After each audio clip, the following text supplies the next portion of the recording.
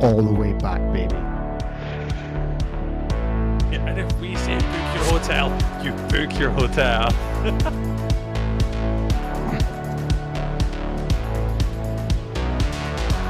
But my lord, I have soiled myself. You mean by live? Genuine live? Hello, radio! And now, another episode of The Way We HNC. Good morning, good afternoon, good evening from us here at HNC Central to wherever on earth you're listening to us from. Bez has stupidly left the keys to the studio in my less than capable hands, as me and Matt have already found out. Joining me is a man who is probably sick of my face, but we know that absolutely nobody in the European flag scene is sick of his face. Is Mr. Matt Burke. Matt, how are you, my boy? I'm good, Cammy, baby. It's nice to be back with you, brother, even though I spent way too much time with you in the weekend just gone. But it's nice to talk about it. Everything's calmed down a little bit now. We're a little bit recovered, I hope. But as we know, and we always say, there is no end to the flag football, so we have more coming in the coming weekends. No end to the flag football. I wish there was an end to the flag football after last weekend, but there is none. There is absolutely none. Oh, we will be talking all things King Bowl this weekend, from pre-tournament to, well, we're not going to focus on post-tournament or anything that's... No? Yeah, okay. Matt, start us off. Pre-tournament, how was a few days before it for you? Well, yeah, you're always looking forward to a tournament and you're just kind of going on about your usual day. I don't know how it is for everyone, but I'm, in the gym, I'm training. I got trainings on a Wednesday for the Canes during the mid-season. And we spent a bit of time just trying to work with the Cardiff Storm in the midweek. And I went in for a rep, just a simple shallow drag underneath. And the ball's been tipped a little bit. I've still caught it. I've planted to go upfield. I've cut across and something has twinged in my hip. And that's always what you want. Yeah. 3 days out from a tournament. So that was the nice start to me, was spending the next 2 days, ibuprofen, ice packs, deep heat, all the mixtures, massage going on, trying to go, please, because I really want to play in this weekend, because King Bowl, as everyone knows, what a vibe. Incredible. Like the pre-tournament, like the group that we got as well, like looking at who, like scoping that out from 2 weeks before when we got the draw, like lining everything up, finding out who we were playing against. There was some massive games there that I was just itching to play in straight away. There was quite a few teams that hadn't played before, 2 teams that had played, but pre-tournament for me, I put a video in the group chat of me shutting my laptop at 5 o'clock, waiting for 1700 to come up on my laptop, slammed shut. It's the first one of the year for me. Most of the day, most of the day in Dam on the Friday, didn't you? Yeah. I think, to be honest, because this was my first one of the year, I think the excitement got the better of me. And I just got a bit too itchy to play, a bit too happy. But yeah, I left Glasgow at 2 o'clock on Friday, AM on Friday, to get through to Edinburgh. Got the first flight over to Amsterdam, spent all of Friday in Amsterdam sitting about in the sun, and then down to Utrecht for the arrival of my boys. So yeah, I wish mine was that simple. I would have loved to have spent the Friday in Dam and then over to Utrecht. My plan was to get over to Devon to the Le Shuttle, the Eurotunnel, and I lined it up perfectly with the trains. I got through to Paddington, no problem, and everything was going fine. I got to Ashford International, was on the platform, did the usual, check the phone, check the time. The train was delayed by, could have been 5-6 minutes. And I looked on my phone, saw the timing on that, looked up at the screen, was the exact same time. It said on the train, stopping at the Folkestone Central, which is what I needed. Got on the train, happy. And then realized, okay, at some point I need to get an Uber to meet up with Darren and Ashton to get to the shuttle. And suddenly the money started going up instead of down on the Uber app as I kept refreshing. And I thought, that's strange. Why is that? From current location as I'm looking. And instead of getting on the train going south down to Folkestone, I was going further east towards Norwich. So 2 stops in, I realise, so I get off and I find myself at a little village town called Charltham, I think, which is about an hour's train from Folkestone.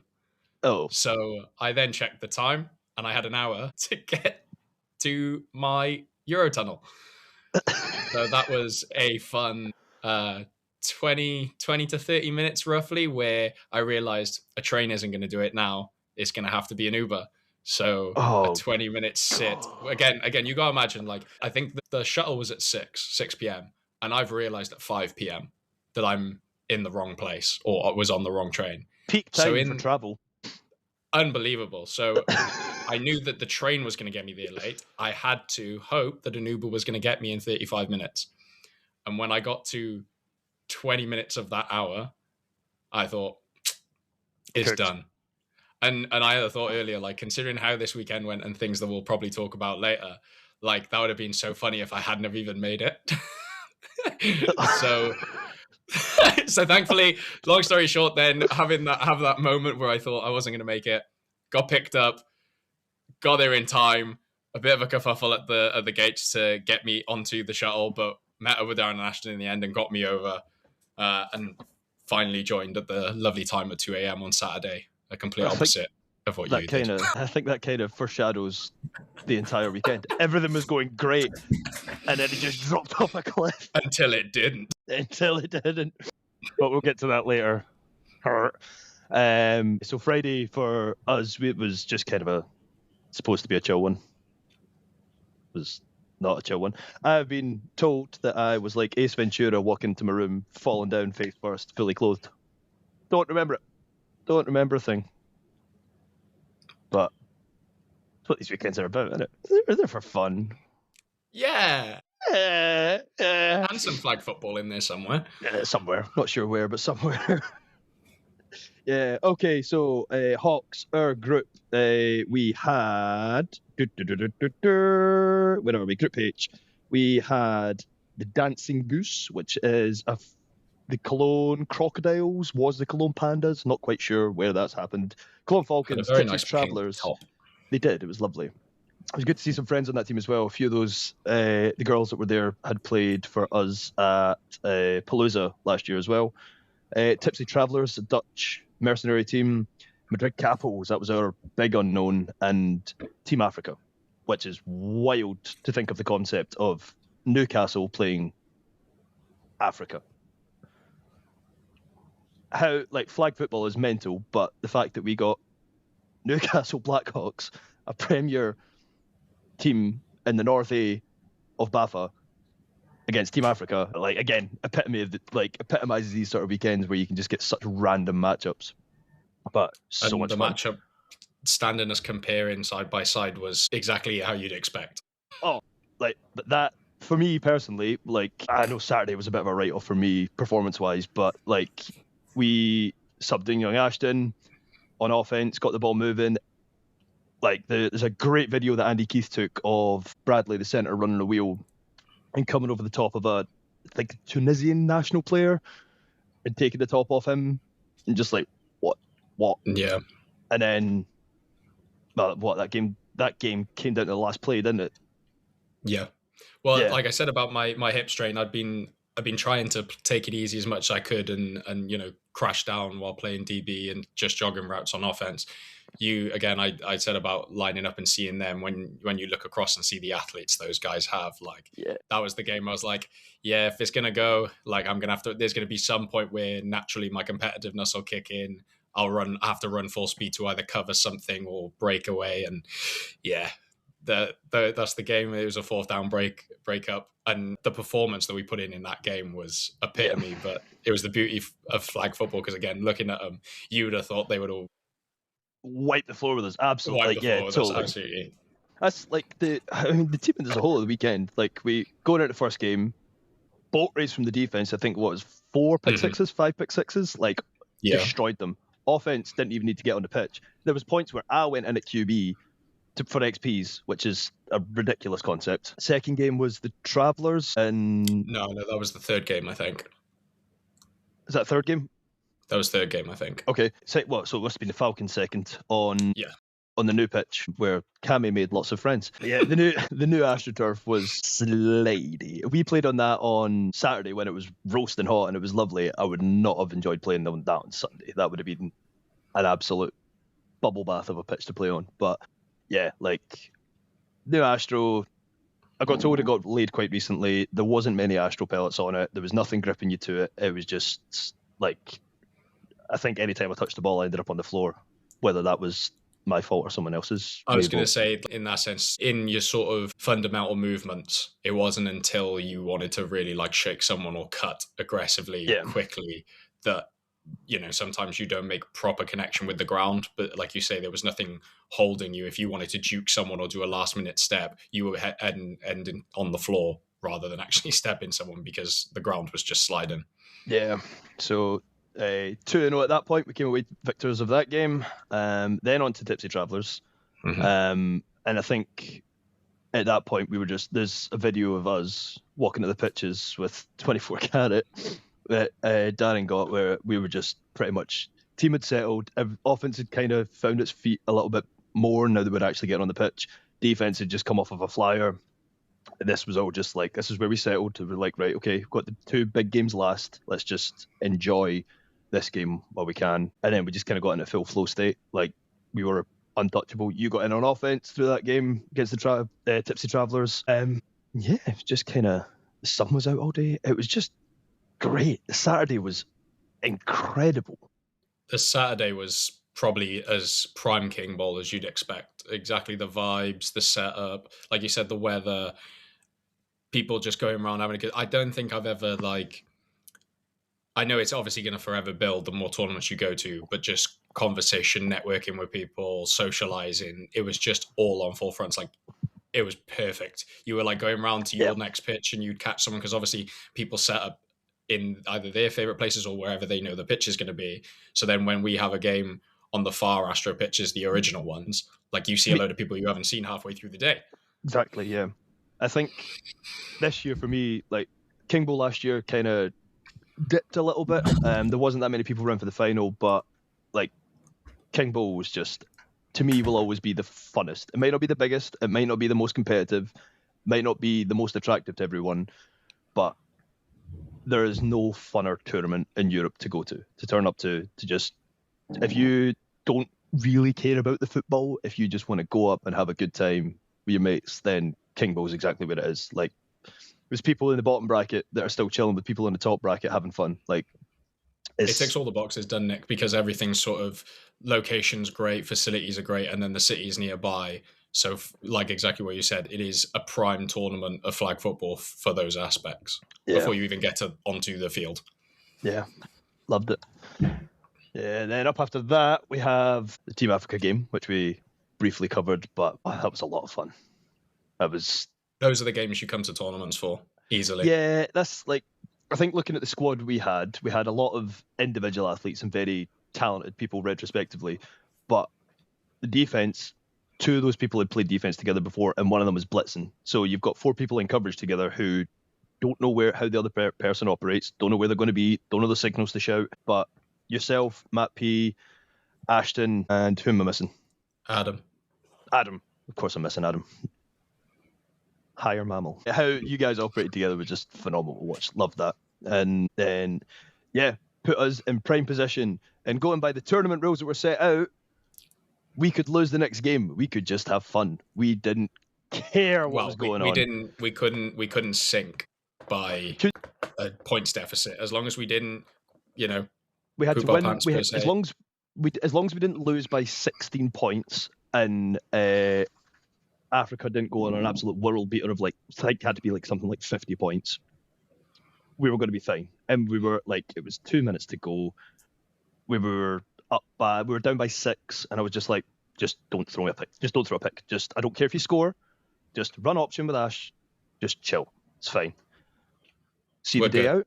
Nice and easy. Pitch 1, which is usually primetime pitch. That's usually where the finals held. Pitch 4, where the finals usually held. I finished the day on a high. say our goodbyes, get back to the hotel, get ready for a lovely, what was it we went? Italian pizza joint.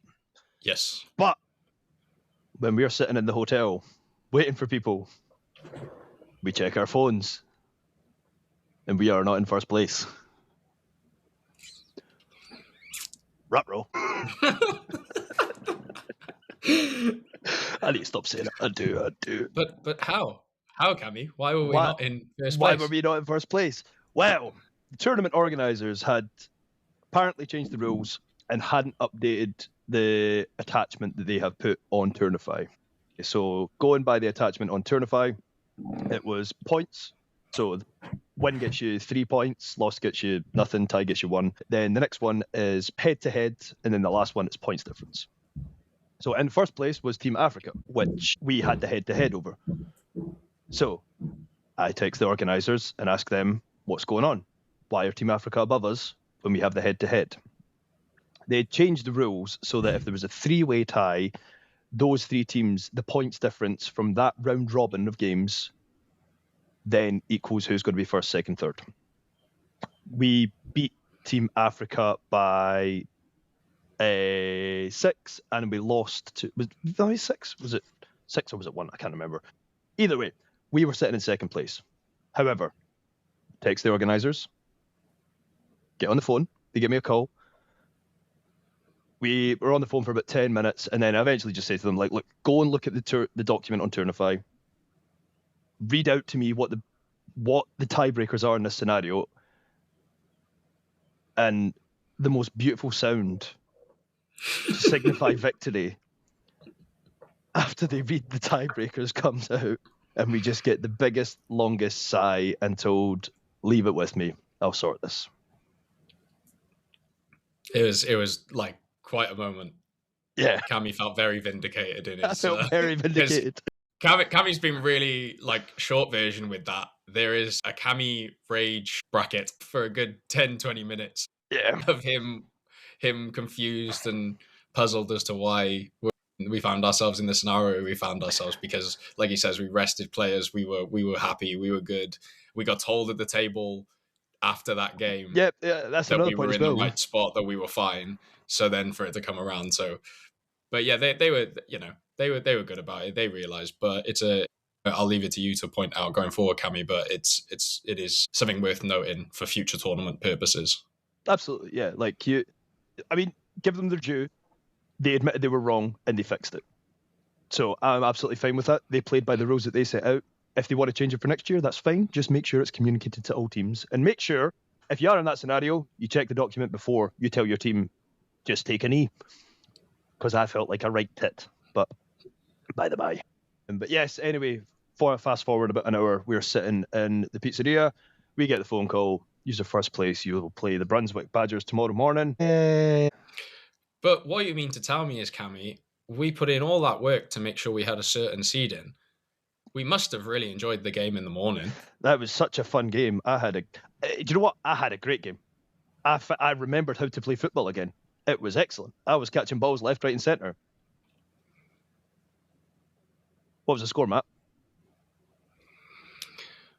I'd love to tell you, but I just know what it meant. So I spent the best part of 2 hours arguing on the phone so that we may or may not have missed the finalists, the winners of last year, so that we could have a lovely, easy first round against the Brunswick Badgers, who I have played several times. I beat them before, and we lost. So we fall out of. We made it to the elite bracket, which is the highest bracket I've ever came in at King Bowl. So I'm still quite happy about that, even though I done nothing to earn it on Saturday. But yeah, out first round on our run to glory, which started a rather large spiral that I don't really think we need to go into much further, knowing that our 4-1 record on Saturday turned into 4-5 on Sunday. Yeah, so the mighty downfall of the Newcastle Blackhawks. Oops. It was poetic in a way, because I'm pretty sure that's how Cammy's entire weekend went also. if you like, I think the performance to nonsense ratio needs to be studied, because while there was some nonsense on Saturday, there was nowhere near as much as there was on Sunday. But I performed way better. If you want to delve back into that weekend and go through that case study of yourself, that's entirely up to you. No, not particularly. No, I don't. I'm quite happy leaving that where it is, and hopefully it's never brought up ever again. Until But Copenhagen in 2 weeks' time. Let's go. Not that it helped. I suppose it matched our emotions at the time. I can't remember the English term for it, but the weather decided to change on the Sunday. Yeah. And dampen, in both cases, the mood and the field, which, it happens. They can't control the weather. But when you have some games that people want to watch, I feel like it kind of takes away from King Ball's strength, like what they do the best, which is having people watch the big games, especially the final. And even though a lot of people did stick around, and I don't know how much of that you could say was because of friends and socializing as opposed to a usual final, because in my last year's King Ball, you had the entirety of the pitch 2 people deep watching, where this time you probably managed half a field. But I would put that purely down to the weather. Not to skip ahead, absolutely. But it was like that through the entirety from the quarters to the final eventually. Yeah, I remember I was refereeing the Shamrock Shakes versus some other team whose name I can't remember. I do apologise. It was just I was just trying to keep myself entertained by being a bit silly on the pitch and trying to keep everybody laughing, because it could have the vibes could have went downhill very quickly if the silliness didn't stay up. But no, despite the wet, I don't mind the wet. I'm happy being in about it. It's fine. I suppose, but when you've got a game like I watched the semi-final, which was Molossus Crack Addicts, that's a game where enough people want to play well anyway. Game of the weekend for me. That's what I mean. But not only is that a high pressure, that's as big as a semi-final as people probably want. You don't want to also have to worry about conditions of the rain. Yeah. I mean, going to be I said this in the group chat, that there was a possibility on Sunday morning that we played Molossus. If there's a chance of us playing Molossus, I want it to pour down. I want it to be, if I'm going to have to go and play a French team, I want it to turn to my advantage as much as possible. And that's just how I think, winning mentality. But yeah, the Addicts came over that by 1 point. And I don't think anybody seen that coming. I hadn't seen much of the Addicts over the weekend. I know you probably watched a lot more than I did, but I did see Molossus, and Molossus were cooking. So when somebody told me the result of that, I was a bit like, oh, okay, that was a great ball game. Don't get me wrong. I know I'm heavily in one camp in that scenario, but it was a perfect, tournament rules, 12-minute rolling clock. That scenario, that is a perfect game where both teams were red hot, and it came down to clock management right at the end and making sure you get that final score. How did it end? It was Crack Addicts right in the end zone, scored with no time remaining basically on the clock, and then yelled out the extra point. That's what I mean. It wasn't 1 or 2 plays over the top score. They might have been Finn at one point, scoring one, but it was 3 drives both ways where it was proper flag football, methodical, marching up. Marching up the field, great plays, and that's what I mean. It was just one of those games where it was a perfect example. Time run out at the end. It was whoever was going to finish with that ball last was probably going to walk away with it, and the Crack Addicts did the business. On the women's side, the semi-final was a replay of last year's final, Molossus Red Lips versus Domzell Tigers, 1-score game. Molossus come out on top, Red Lips come out on top, which was phenomenal. But they had a heater of a weekend. They had to play a Czech national team, and they beat them by 1 score as well. It's 13-19. But yeah, the Red Lips moved on to the final and got beaten by the Butterflies, they were in the final at Adria as well, weren't they? I think. I'm not sure. Sure they were. I thought they were. Might not be. Might be wrong with that one, but Yeah. And then, of course, on the other side of the men's bracket, you've got the Pit Vipers, who, at the start of the weekend, looking at that squad, I didn't think they were getting anywhere near that. And I am so proud of them that they did. Like, we both have quite a few friends in that team, just coming over the Anacondas, I think it was, in their semi-final. Yeah. And then Dutch Mambas. Yeah, like, don't get me wrong, the final was quite good. It was 2018, I think. I can't remember because I watched so much football that weekend. I was buzzing for Tabor because having to knowing some of the struggles before the tournament where he was trying to put a team together for him to just, and seeing some of their games, like, it wasn't just straight shooting, like, battering teams. Like, they were in some really close contests, which was really driving up the emotional side. But them overcoming, like, good teams find a way to win, right? And that was just what they did every single time they needed to, and they wholeheartedly deserved to be in that final. Yeah, absolutely. Do you know what, 2-score game, like, I know everybody said, like, there was a few people that said it was over in 3 drives. Like, they still put on a hell of a show, and they still stuck it out. And Tabor was still extremely happy with how he performed. Like, I remember him putting up a story, I'm not sure if it was last year or the year before, saying top UK team in King Bowl. I think he was with the Devils, and it's like him with the fifth place trophy. He's gone and done it again. Like, I was part of that man. Team. Yeah, there you go. Like, yeah, respect to it. So obviously, Crack Addicts coming out and winning the final of the men's. The Butterflies winning the women, who conceded 1 touchdown on the Saturday, and I think they only conceded about 3 before the final, like, through their quarter and semi. Pit Vipers coming in second, Red Lips second for the women's, and then Molossus third for the men, and the Domsdale Tigers coming in third for the women's. Competitive bracket, Aberdeen Flag Football and our London Flame Gals. Congratulations to them. And the leisure bracket went to the Cologne Falcons and another friend of ours, the Peachy Blinders. So congratulations to all them. But yeah, what was your highlight of the weekend? Silliness or competition-wise?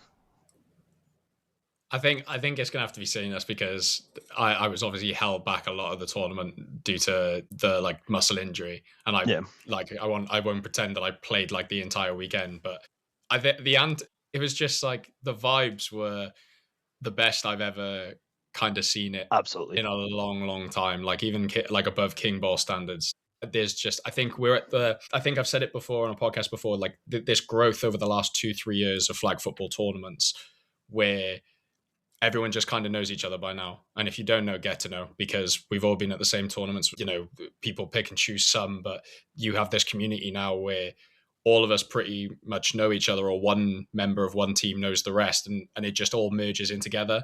And that was just a perfect blend this weekend where you could, like I said, you could go to any part of the field and you'll see someone like with your flag being signed. Give a flag, like, I'm just getting that signed by everybody and anybody that wants to come and say hi, you know. Like, the final was with us on the sideline. Like, I know me and you were having a laugh doing the live streaming, but everyone that was, like, around us, I know you don't. But watching that final, like, the beforehand, the build up before, that is just every single person along that sideline, like, we all knew, like, it was everyone we knew. And when you think of that going back through the Saturday with the weather and the vibes and everyone just playing ball and seeing each other, it was just like the ideal weekend of traveling, let alone flag. I know some people take it as a holiday or not, but being around, socializing with people, dreamy. It's great. Like, I think we spent pretty much every night in the Bastard, but on Sunday night we were all at the Irish bar, and then most of the Blackhawks headed back there, and I got a text, "Where are you? What you doing? Come to the Bastard." And this guy, I think he called last orders like 3 minutes before they walked in, and then in pours about 30 people, and this guy's face is just like, oh fuck. But yeah, we all just want to, like, be. Then of course we ended up in Devrenden, that club together, just got taken over by flag football players, and that very back dance floor, Matty O'Meara, Mara came up, like, I dragged Matty in. Yeah, it was great. Like, whole weekend, start to finish. The stay okay that doesn't allow sports teams, because we were a stag do, as evident by a bunch of t-shirts that we were wearing. And Matt doesn't know this yet. However, if you go onto our T-Mill there is a new T-shirt available to buy. No. Yeah, there is. It has. Oh, it's going to happen so soon. So to get the back text, you had to be part of the King Bowl squad. However, if you would like a T-shirt that says "I love Matt Burke" with a massive photo of his face on the front, head to our email. We'll get you one sorted out. Can we talk about the context of that with the how it all transpired? Yeah, right. So as part while the Blackhawks had quite a decent squad, I was somehow in charge of this, and if I'm in charge of something, some nonsense is going to happen. So I basically got everyone on the team to get somebody else a shirt that they had to wear to the pitches on the Sunday. So if you've seen anybody that was playing for the Blackhawks in a rather offensive shirt, that's why. That's why. Promise that's the only reason why. So when we're at this pizzeria on Saturday night, you get handed a T-shirt, you need to go to the bathroom, and then you need to walk down the stairs to the bathroom in this ridiculous top. The top that I gave myself Matt because I had this ridiculous idea since the moment he said yes to coming with me. And I showed one member of the team the T-shirt that I'd designed, and they were like, we should get that for everyone. And that planted a seed, which then grew and grew and grew. And I'm sure majority of the T-shirts that got taken over got handed out to other people, and I've had no less than 24 people come to me and ask, where do I get one? How do we get this? So he says this, I am none the wiser. Absolutely, yeah, I've had it from him the full time. But like I said, if I have that hour in Cheltenham and I miss King Bowl, oh god.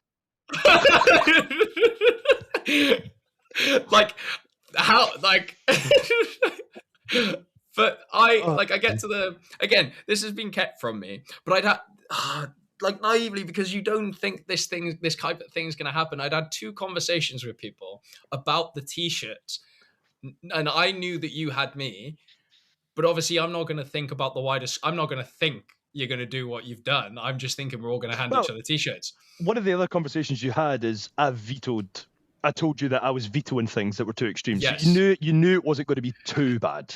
Yeah. So I was like, okay, cool. And I'd had 1 or 2 conversations, and people had said about like, what Cammy's got you, and they would like laugh. And I'm like, oh my God, like he's got me something really bad. So I'm going to have to, like, for mine, I'm going to have to get someone else bad. So we get like, that all happens, whatever. The Saturday we get there, we get down to the pitches. We're all happy. We're all ready to play some ball. Like, I'm going to go see if I can. And I go down into my bag to get my kit, and I just start hearing a load of rustling and a load of giggling, like school kids giggling. And I'm like, I'm going into my bag, I'm getting my gloves, my tape, and I'm like, what? And I look up, and they're all just like stood in. I've got the video of it. Like, they're all in a line, and it's all these T-shirts with my face on it. And Cammy is laughing his head off, and I'm so confused. And then Adam, I think it was, it's Brad. Brad turns around, and I then see the text on the back, and I just I was in a state of shock, because I'm like, what? I don't know what's worse, if it was just you that had to wear that on Sunday, or if everyone, everyone wearing them was so much better. I love that. I love that so much. We're what, 4 days removed from it now? Yeah. I'm still on, I don't know how I feel about it. I love it, but I hate it at the same time. It's just... But the thing for me was I would be walking, because you know what I'm like a social butterfly. I was going around anyway, but I'd be going around the pitches, trying to take videos for the vlog, in betweens. And then people would come up to me going, I've seen a lot of your face today. And I'm like, yeah, I bet.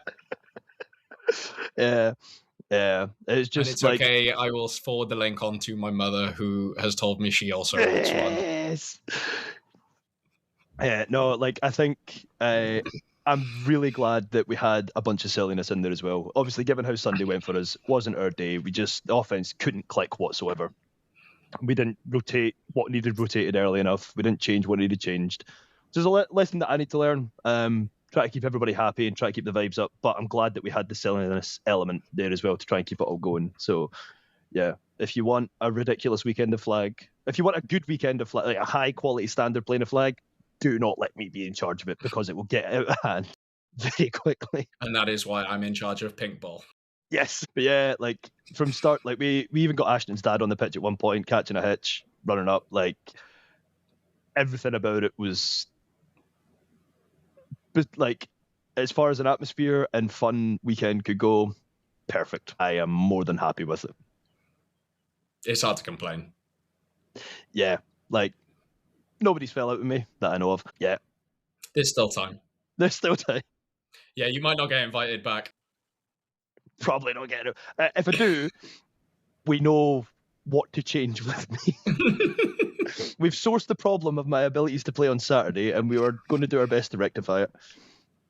It does not involve going to Alcohol Anonymous, but that's fine. But yeah, Kingbo 26, done and dusted.